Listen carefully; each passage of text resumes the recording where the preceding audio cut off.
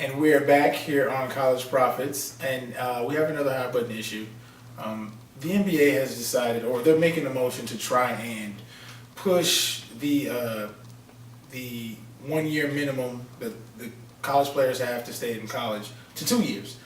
I kind of think that's sort of an investment deal where they're just looking to see more of the player before we invest these millions of dollars. Maybe to look to try to not have so many first round busts or situations where, man, we got this guy and it's not what it panned out to be.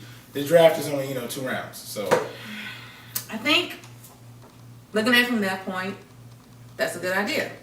If you have to make a whole invest all these millions and millions in a player, one season in college may not be enough. Let me see you 2 seasons. Let me see what you can do. After you either not successfully made it or you have successfully, that's good.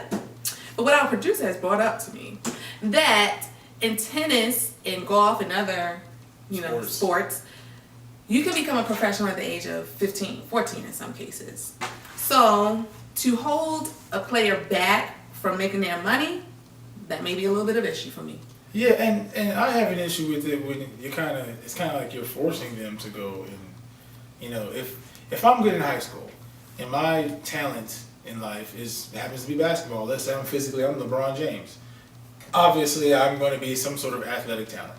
Now, I choose to play basketball, but in order for me to get to the NBA, which is where I want to perform my job professionally, I have to go through the college basketball system.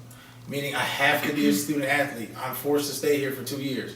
Now you got a situation where there's a guy who maybe not necessarily want to go on his own, but he has to. And then you got player B who wants to go to college, who wants to be a dentist, and wants to go there for 4 years, but maybe the school's borderline with scholarships.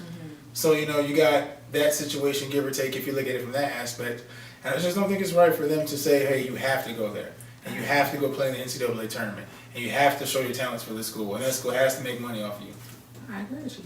Is there any other way to see a player besides in the college? Well, I mean, there have been, separate incidents of guys who have, Brandon Jennings gone and played overseas and just have waited the 1 year removed out and then gone back into the draft. There are other guys, a few of them here and there who haven't really panned out, who've done things of that nature. But, I feel like maybe the NBA should develop something with the development league and maybe use that as an option, for guys who want to come out and maybe do their 2 years there. That's a good idea. They can develop the talent. That's good for their marketing. If that's how they're looking at it from a standpoint of just protecting their investment for the owners. Yeah, I don't think you should force a person to go to college.